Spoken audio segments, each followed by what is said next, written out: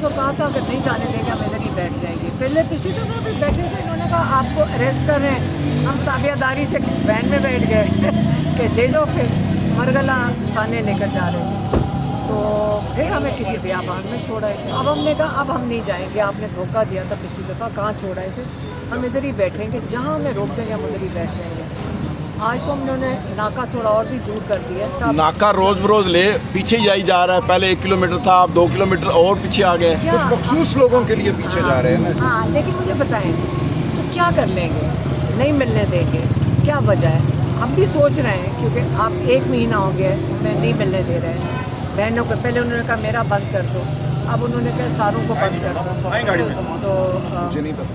अब देखते हैं, लेकिन उनको ये हमने क्लियर कर दिया, पुलिस वालों को भी, कि अगर आपने आज हमारी फैमिली को ना जाने दिया तो हम यहाँ से नहीं जाएंगे कहीं पे भी, हम जहाँ हमें रोकेंगे हम वहीं बैठ जाएंगे।